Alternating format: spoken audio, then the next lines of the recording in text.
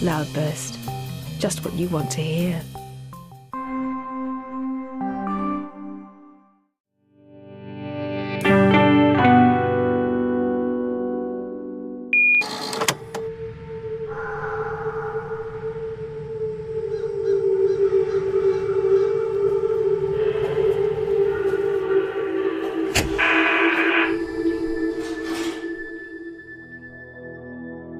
We all do things every day that are so familiar that we perform them without thinking. And if something breaks the habitual pattern, we hit that obstacle harder than we would do were we fully conscious of our actions. When we know exactly what we're doing, when we stop looking and seeing and taking care, that's the most dangerous time of all. In our desire to make a podcast about the weirder end of the paranormal, we'd inadvertently gone much weirder, much sooner than we'd planned.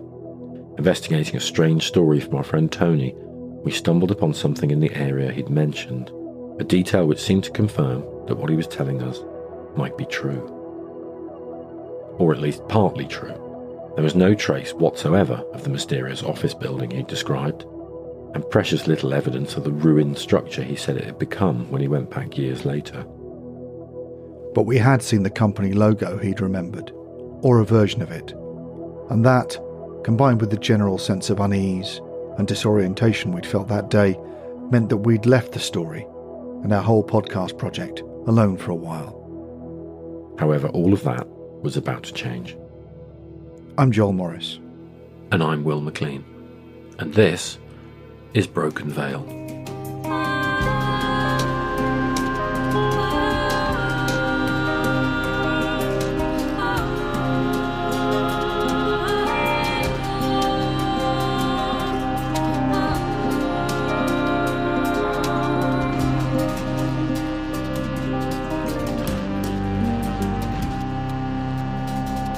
Episode 2, American Plugs.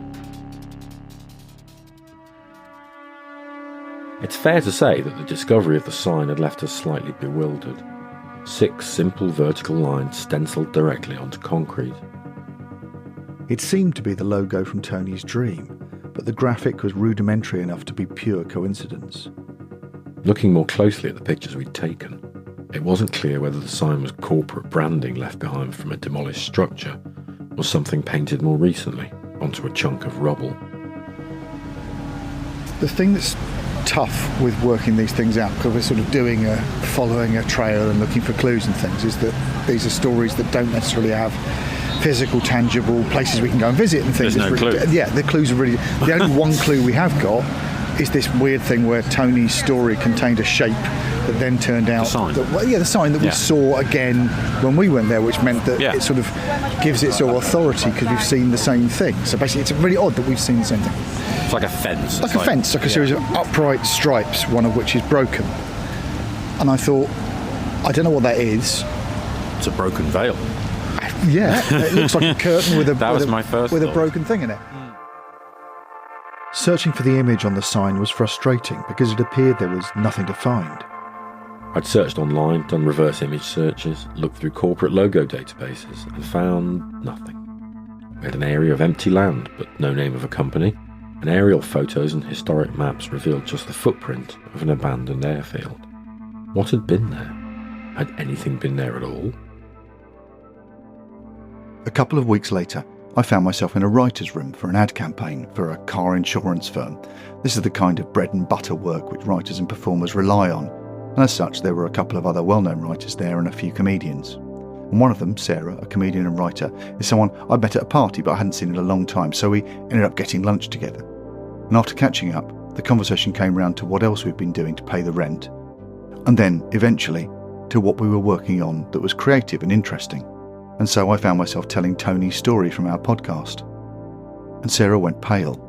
The more I talked, the more disturbed she looked, until, after I'd finished, she said 5 slightly stunned words.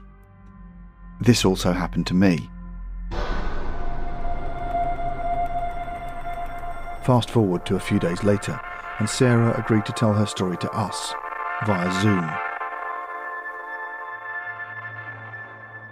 So, when did this happen? This was a few years ago, I think. And as a comedian, you wind up doing a lot of like these corporate gigs. That's just part of the job. And it's, it's good money and it's okay practice, but you're never like excited that you've got a corporate gig coming. You're sort of on autopilot, right? So I get a cab up to where I'm going and I'm not really paying much attention. You're just outside of London here. You left London at this point. You're outside, but it was just nothing. Like it wasn't any one thing or another. It's not, oh, countryside. Oh, little British village.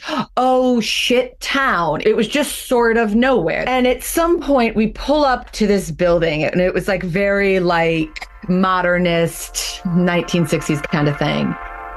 We didn't dare speculate, but we found ourselves wondering the same thing you're wondering now. Whether Sarah had arrived at the exact same building that Tony had visited, or part of the same site. Could that be possible? Someone came to get me. You get sort of taken into this ante room, which is more like not any kind of green room that you're picturing. It was more like an ante room. You're just sort of like waiting there. Sarah has her first real chance to assess where she is. And it isn't long before she notices some strange details. There was like an event in the background. So it was sort of very background noise, but indistinct chatter. And what I remember, what you remember is what your phone was doing at that time. And my phone was on it was like on 11% or something like this. Yeah. But then what I saw was that all the plugs in this room were like American plugs. And I at first, because that's a very familiar visual to me, I didn't think too much about it. And I was like, oh shit, like now I can't plug my phone because we're like, I live here. None of us are just like sitting around with adapters for an American charge. The all-American plug charging setup is odd. But Sarah tells herself that the unease she's starting to feel is just a completely rational reaction to being in a new and unfamiliar environment. I just thought to myself, like most cafes you go into now, or some of them will say like, it's not laptop time or no laptops allowed between. And I just remember thinking, oh, I bet this is the next thing. We're going to start seeing like American outlets is like a more passive aggressive way of telling people to not use the juice. Left alone in this makeshift green room, the minutes drag, and Sarah starts to wonder if she'd got her timings wrong, or whether whoever was running this event had simply forgotten about her. My stage time was 9 o'clock. And it was like 9, and then it was 9:20, and then it was 9:30, but no one was coming to get me. And then I heard applause. And I was thinking, like, did they announce me and I missed it? Or did, part of being a comedian sometimes is it's like I did a bit of cater waitering before this became my job. And like cater waitering was so much worse than waitressing, because if you waitress, you know where you're supposed to be. It's the same restaurant, same drill every night. And when you cater waiter, you like sort of don't know the setup. And so as a stand-up, you often don't know the setup. You're like, wait, did I get it wrong? I'm hearing applause. I'm like, am I supposed to go to them? On edge, baffled and alone, Sarah waits for her call and waits. And wait. Finally, this woman comes to get me. At this point, it was 10:30. And at this point, you're just like, you're torn between they're paying me a lot of money and I want them to book me again. But also they should know this is not how this stuff normally plays out. So you're like a little bit irritated and trying to behave politely. Several hours after arriving, Sarah is finally about to play her corporate stand-up gig. And so I get into this room and there's like a little stage and maybe 24 round tables. And I start doing the show and, corporates are known in my field as some of the hardest gigs because these people are there to be drunk and like, they're not there to listen to your observations on what they're, you have to work hard. So in that situation, I will go out and I'll go like really old material that I know works. I'll do like stuff about being American. How are you guys? I'll try to talk to them about them. And I'm doing that and it's not going great, but I'm like surviving. But the lukewarm audience reaction for Sarah's stand-up is about to get much colder. as she tries to take her set in a different direction. And then I started to go into topical stuff, which again, never my favorite, but usually in a corporate environment, that's going to work because it feels almost like a magic trick. Like you're, oh my God, this is a thing about the news that happened 2 days ago. Ah, ha, ha, ha, ha. But in that moment where you're like doing the thing that everything in your career up until this point has told you that this is what will work, then it starts to go off the rails. It's when I started to lose them, and I've not had that happen before. So it's like I'm doing the thing that I know should save the gig, but part of the job is as a stand-up is like you get really good at feeling energies, and I can feel it. Always feels like an audience is just like falling away from you. It slowly starts to dawn on Sarah. The topical stuff is failing because the audience doesn't know what she's talking about. It was like they were a bunch of aliens, which is so strange. And so then you're like, I hate when comedians blame an audience. Like I want to be like, fuck you, it's your fault. But I remember being like, I think I went a little bit on the attack just because I was like, you assholes should know. This is you, not me. Any professional stand-up learns to read the room, but it feels like it's the room that's having trouble reading Sarah. She's faced this before as an American comic learning to play British venues, but this doesn't feel like the usual culture gap. So then I just try and think about like the most generic stuff I have, the stuff in my set that I hate the most. So like, here's a joke about a dog. Here's a joke about milk at breakfast. Right. Like so dumb. There's like a point, there's like how low can you go in a stand-up set? And if you go too low, you cannot recover. And I had gone too low, I could not recover. It got like a hair better, but nothing that we're gonna call successful. What was so weird was that it wasn't hostile. That's why I use the word alien, because it was like they were so confused by me. So did you just try and get off stage as quick as possible? Yes. I've heard someone say once, like, oh, comedians are the only people who think in minutes. So you're like contractually obligated to do whatever I was doing, like 20. So I sort of tried to run the clock. And then it was like at 20:01, I was like, I am off. And so a very perplexed Sarah leaves the stage after the most baffling and unsettling corporate gig of her life. But this very strange evening isn't over yet. Usually at these corporates, there's someone, because they're often in hotels and they'll rent you like a hotel room. And so usually someone is there to like escort you through or be like, hi, this is your key and you're heading off here. There's no one there. So I'm off stage. I'm in this corridor. I'm completely alone in this building. And it was very weird, but there was something about, do you remember that I said that was like, it sort of had like a modernist vibe? So it was so repetitive visually, like I genuinely couldn't figure out which direction. So I just sort of like pick up my stuff. I had my bag there with me. And I walk in what I think is the direction of the room where I had been before. And I turn this corner and there's a figure. And I feel so stupid or something when I explain this, but like because when I've done this before, there's someone there who like sees you to your room. I was like, oh, that person is supposed to be my person. So this is, they're there. So I start following them. And I think I also was like, oh, it's the lady from before who showed me into the rooms. I couldn't make her out particularly, but I was like, she's here and she's back now and she's going to like take me where I'm going. And so I start to follow her. She turns a corner. I turn the corner with her and she's gone. And I feel embarrassed when I tell this because I feel like I sound crazy, but that's what happened. I turned around and she was gone. And then there was something like her disappearance is what clicked me back into like being more conscious of what was happening.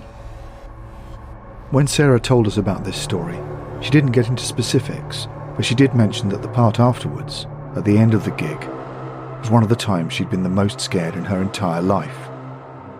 And we were starting to see why. At what point did the fear really come in? So I think I had been feeling like there was something in the back of my mind that had been like, this is weird, but it's nothing. This is weird, but it's nothing. This is weird, but it's nothing. I'm annoyed. And then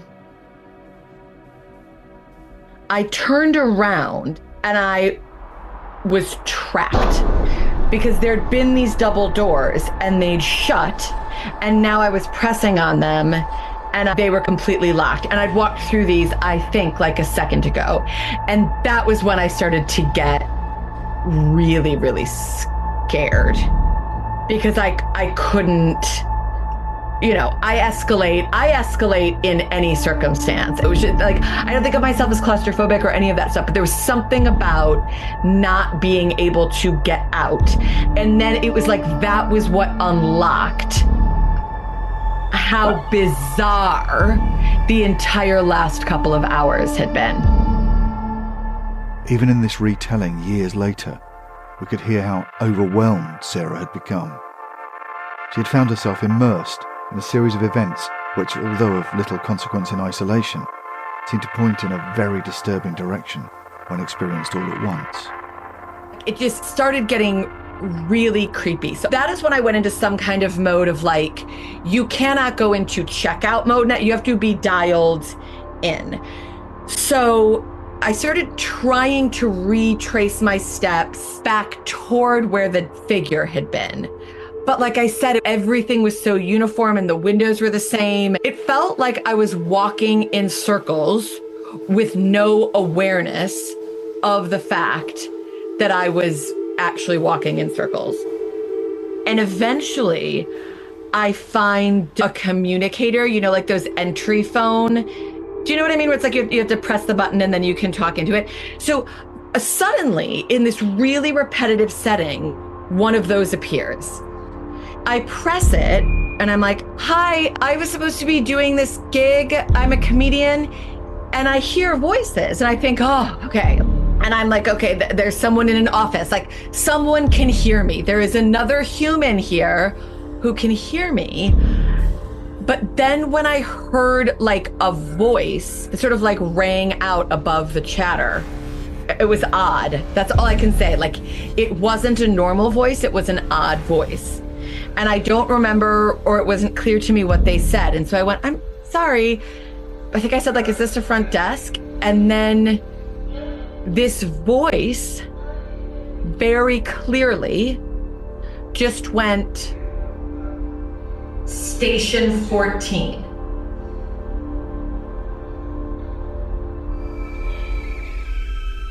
I heard the voice again, and they said two words. I don't like saying them. Do you think I don't mean to sound crazy. Can I write them? Yeah, go ahead. Yeah. When I told my husband this whole thing and I was like, I'm not even saying it again, he thought I was insane, but I don't. There then followed a short pause while Sarah scrabbled round for a pen and paper. A few seconds later, she held up an envelope with two words on it in block capitals. The words she'd heard in that moment over an intercom in a strange labyrinth of office space, and which had disturbed her so much she didn't even want to speak them aloud. Scratching ass.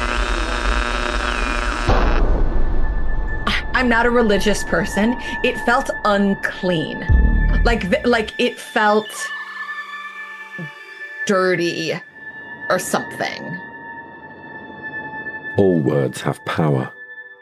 Even overused phrases, curse words and cliches still have enough residual charge to shock us if they're used in a certain way. But in the annals of the paranormal, we often find these strange, untamable phrases which seem to come from minds that aren't quite the same as ours and linger unpleasantly in the imagination.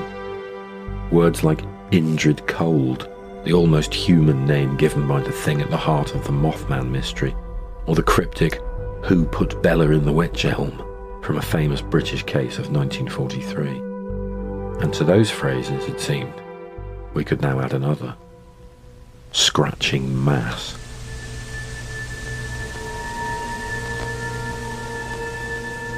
And you heard this really clearly. I mean, I know you're in a heightened state, but that sounds like you heard it pretty clearly. Yeah, it was like gibberish, and then station 14, and then gibberish, and what I've shown you guys. And what? And then, like, I kept saying what again, and then it was just silence.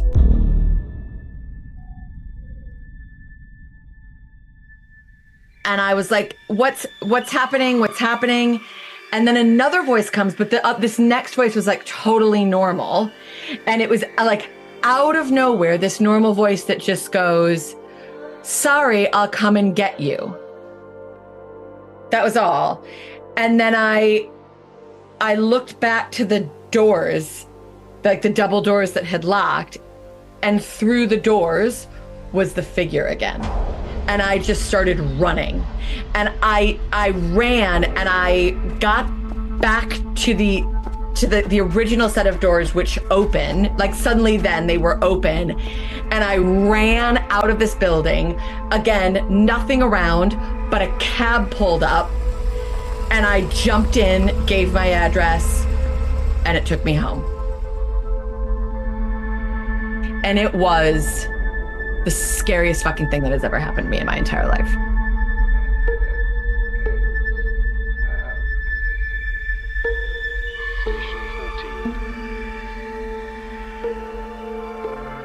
Some stories, we said, want to be told. And these stories were attracting one another as if looking for company. Tony and Sarah's stories seemed to have a great deal in common.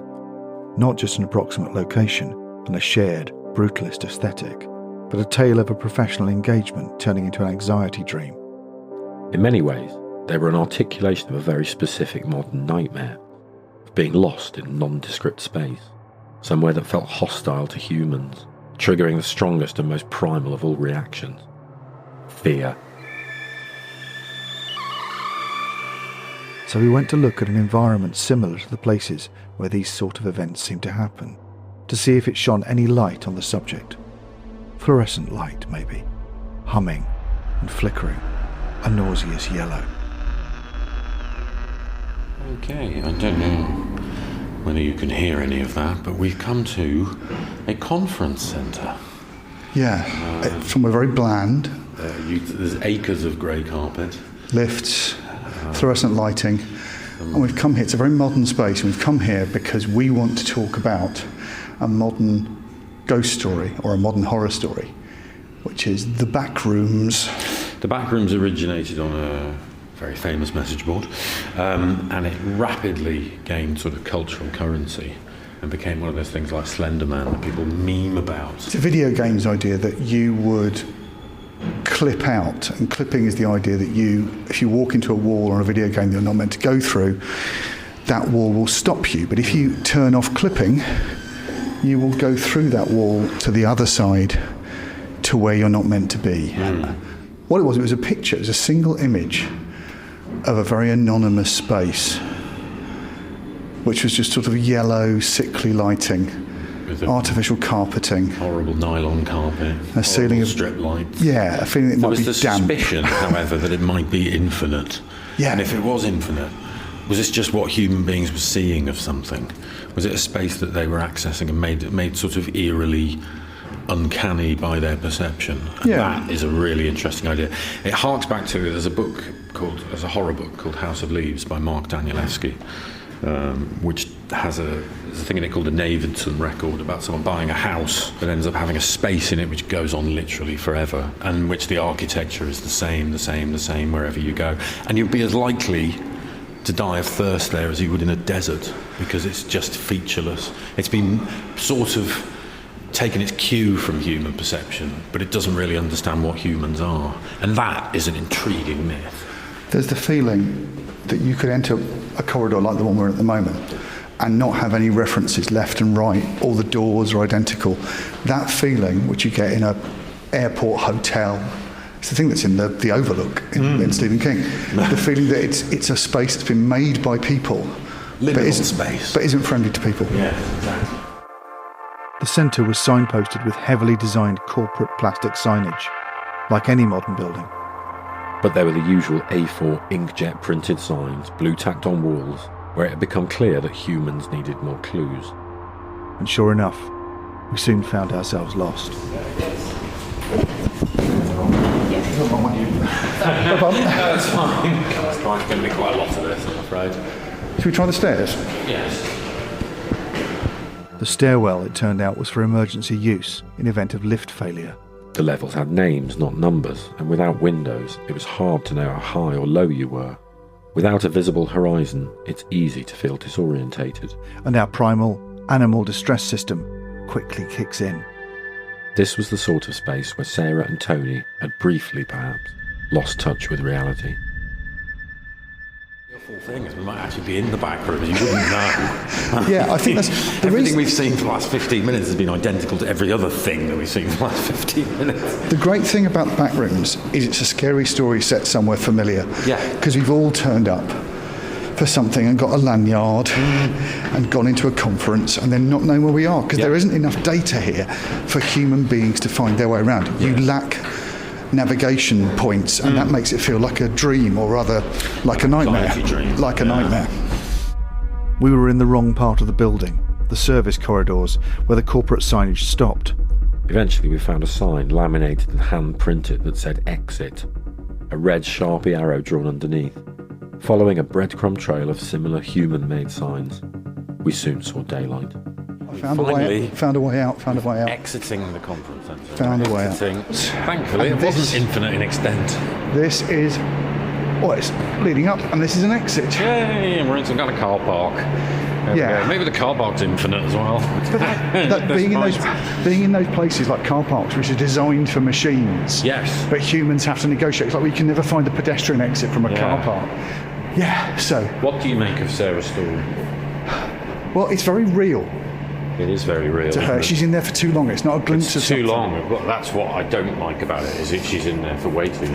I don't think she misremembered it. I don't think it's a... But it feels like an anxiety dream, a performer's anxiety dream. Whereas Tony went somewhere weird and then had a dream about it. She went somewhere weird, and she was in that state of mind for as long as that experience lasted. And then she comes back because that's what it took to reality at the end. Yeah, with just the memory of being freaked out by it. But just like Tony brings a thing back, and he brings that image, that logo back. Yeah. Sarah brings back two clues. Two phrases that belong to that liminal space, that belong to the back room. She brings back Station 14 and the other one. The one she wouldn't even the other one say out loud. We were hoping that some element from these dreamlike stories might have an echo in reality.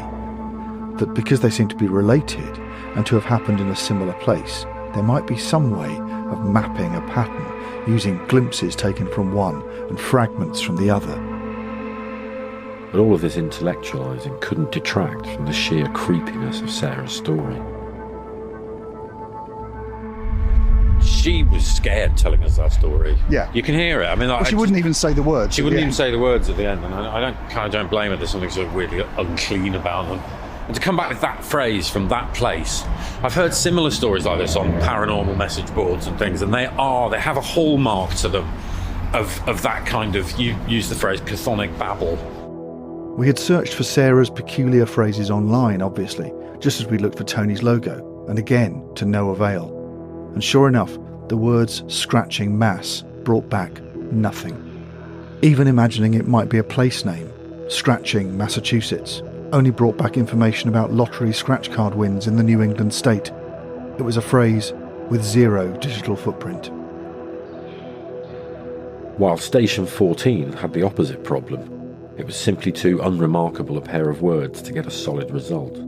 The two examples of chthonic babble in these stories of weird displacement felt like the buildings themselves, both too bland to navigate and too strange to comprehend.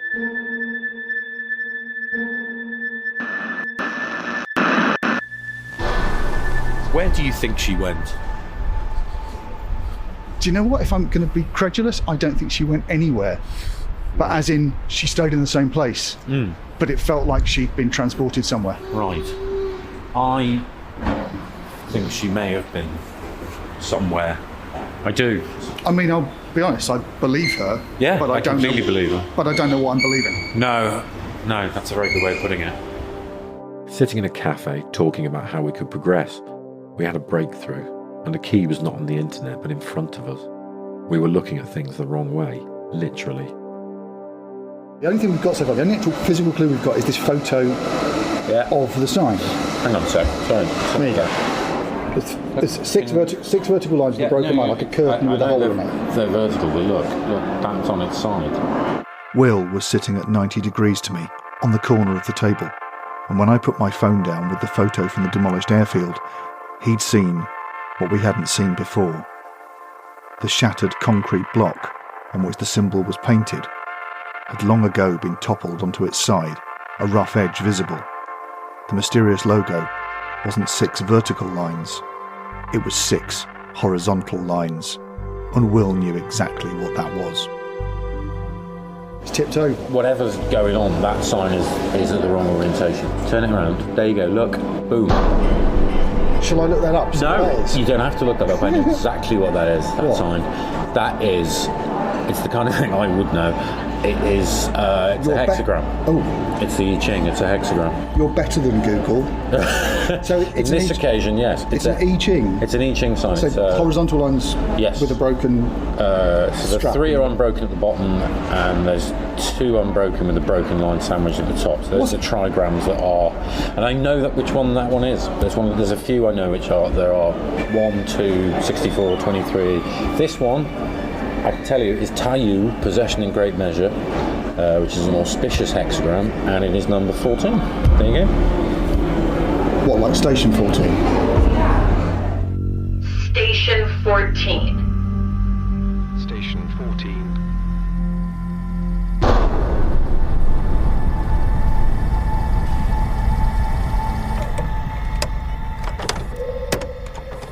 Next time.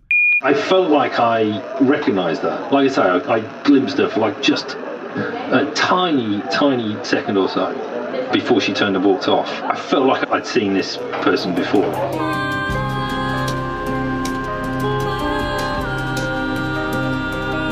Broken Veil was created by Will Maclean and Joel Morris. Music by Philip Morris. Production and additional music cues by Joel Morris. Theme music by Josie M. Clark. Thanks to all our contributors. This podcast is a production of Cheese and Pickle in association with Loudburst.